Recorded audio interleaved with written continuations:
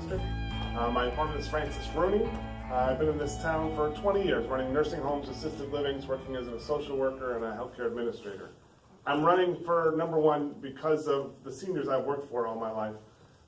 The seniors that depend on Medicare, Medicaid, and their Social Security check to live from day to day and cover their medical expenses.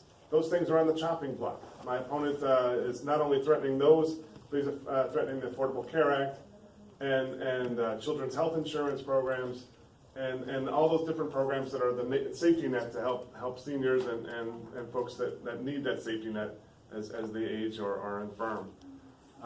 The key components to my program is for the economy is the FAST tax. It's a fair, automatic, simple tax.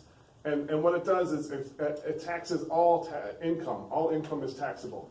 Right now, the folks that are on their hedge fund managers and investors with rental properties don't pay taxes right away. They have this pass-through where they pay 0% on their income.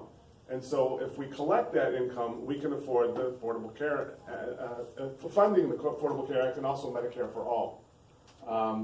Right now, companies like General Electric and Boeing pay 0% taxes.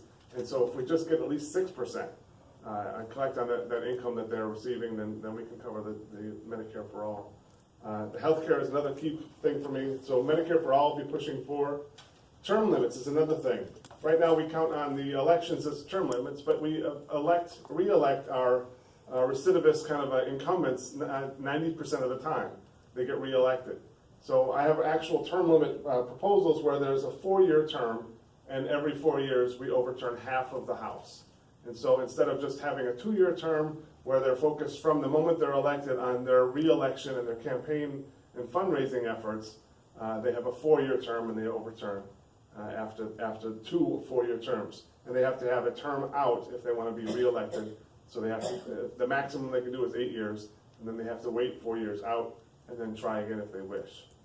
As opposed to my opponent's proposal of his Thomas Jefferson proposal, he calls it, where it's $1 as a salary after 8 years. And so folks like him who spent $3 million to get the office that pays $174,000, I don't think the salary mattered from the first year, first day. Environment, the clean water is very important to me. I just had a town hall in Pine Island where we talked about clean water. An activist named John Heim, who's been advocating for Lake O discharges to head south and for us to clean up our waterways. He's having a big rally on the Fort Myers Bridge today at 12:30. And I've got my poster boards here and my markers. I'm about to make a sign and stop up there on my way up to Cape Coral, because they've also got a Democratic barbecue later on this afternoon. So busy day. Civil rights are very important to me. I was at the Pride Fest in Naples, and I support the LGBTQ rights, Black Lives Matter, and women's rights, the Ledbetter Act. I think we're going backwards for every day we're in this current administration. What's happening with separating with children from their parents. I was demonstrating with the ACLU at the courthouse steps in Fort Myers last week, as a matter of fact. And we need to stop this right away. And they keep saying it's the Democrats' fault while they're in power in all the houses, the Senate and the House and the executive branch. It's just disgusting. Education.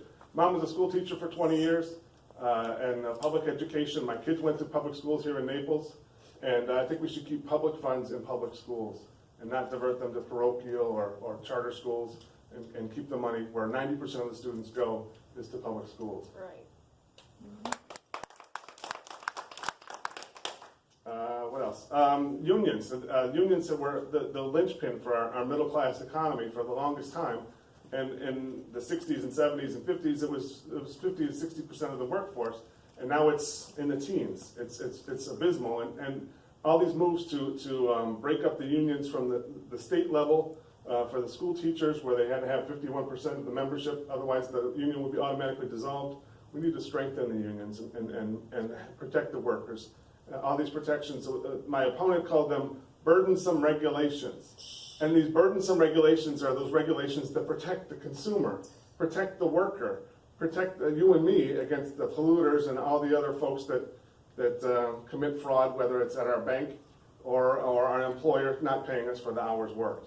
And so we need to strengthen that Consumer Protection Bureau and make sure that we're covered from those folks that are too big to prosecute. So those are the issues for me. I've only got 5 minutes, so I'm going to stop now. If there's any questions, I saw that I was here in November. I wore the same shirt, and we looked at my pictures from the past. So I apologize, but this is my picnic shirt. So.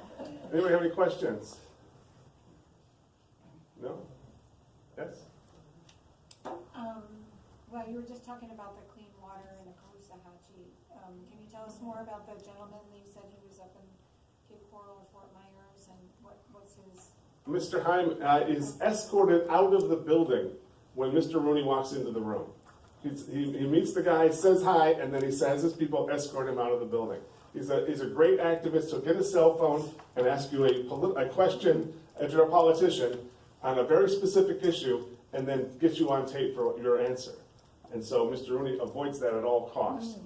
Erin Brockovich is now joining us with our Clean Water Initiative. Oh, and so that's really exciting. She stepped up, so she'll be on both coasts, east and west, and bringing this issue to national attention. Yay. So I'm really excited about that. With the Clean Water Initiative we talked about, not only is it the sugar industry that pollutes our water, but it's also the dairy industry that nobody pays attention to. Yeah. For every dairy cow, they have a manure lagoon that is an open area, a football field sized lagoon of feces and urine that is not used for fertilizer. In Iowa and Ohio, Kansas, quite a few other states, they put a pump in that, put it into a tanker, and put it 6 inches into the ground in the fields to help fertilize the plants. Yeah. Here, we just let it fester and sit for year after year after year. And it's all along Lake Okeechobee in the waterway that sweeps down and makes our water a little more brown. So those kind of initiatives, we could do a feasibility study, we can do a demonstration project, we can fund that from the House and show how we save $1.50 for every penny we invest into this project. And we would cut back on all this open sewer, manure lagoons is what it is. The manure, the phosphate mining that we have outside of Tampa threatens the water supply for 10 million people. We need to address these things and not just keep accepting money from big sugar. It's pretty important for drinking and for fishing and swimming. And our tourism industry. Well, we need to tourism, real estate, try and sell your house with brown water. Yeah, right. Yeah. I was talking to someone that's a biologist, and she was also telling me there's housing developments up in Central Florida, and they're expanding the housing, and apparently there's a big aquifer there, and she said that they're leaching out the water from the aquifer, and then there's an increase in sinkholes. Oh yeah, in the villages where my father is. Right, they're building 10,000 homes a year. I ran an assisted living up there when I first came to Florida. Okay. I know the villages. It's kind of like Stepford and Disney in one. Creepy perfect.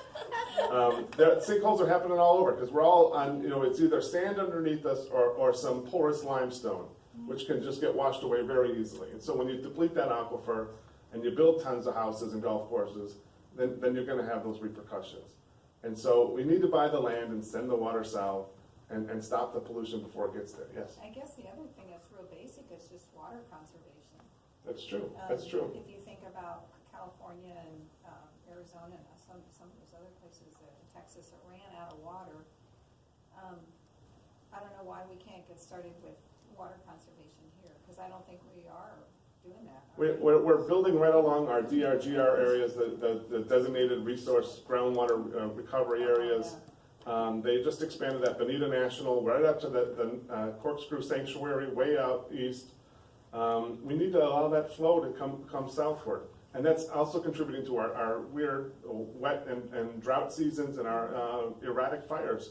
The fires weren't this bad 20 years ago. Is that, when you're saying that you want the water to go south, does that mean through the Everglades? Is that like the Everglades? That's the plan. Like a restoration also? Marjorie Stoneman Douglas's River of Grass. That's the. Okay. If you went to the rest area in the middle of the Everglades, there's that contour map, that brass one that shows you the topographic view of Florida, and that's the way the water should flow. Right. Thousands of people did die when that hurricane hit and the dike blew.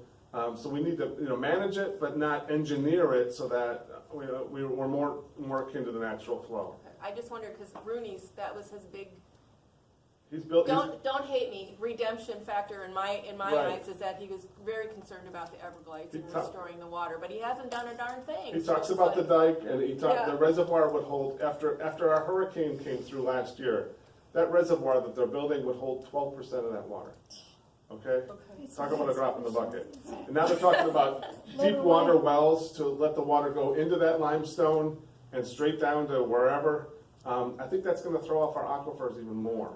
We need to allow that water to flow, and flowing in the Caloosahatchee and the St. Lucie rivers is not the natural flow.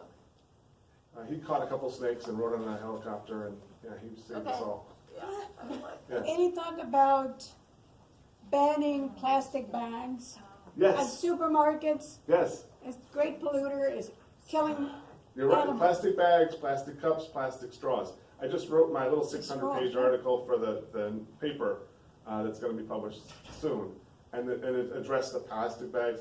Now I have two dogs that I have to clean up after, and I've been using those grocery bags.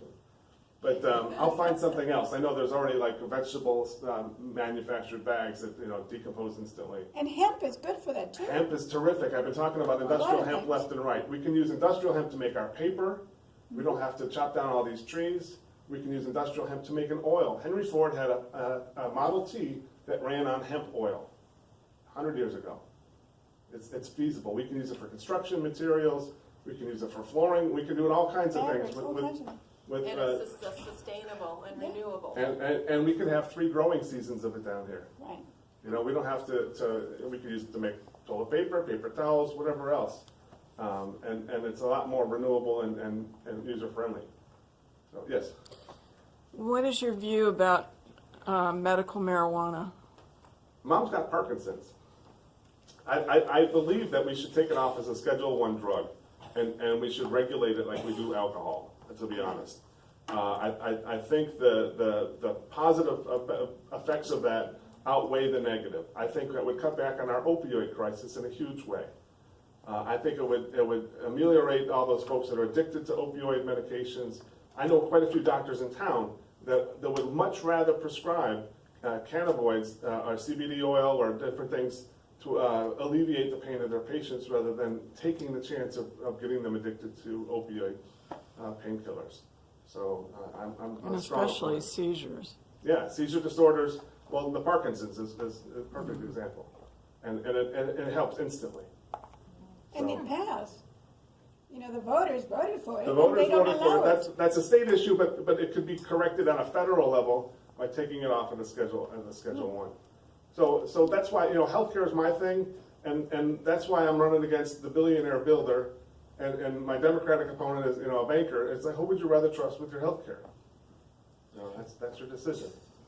So healthcare's been my thing for 20 years. I fought insurance companies. We cut out the middleman. We negotiate medication rates to a reasonable level. We put the writing on the wall for the prices for every procedure.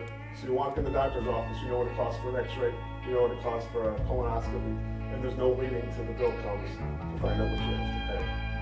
We can do that stuff. Wow.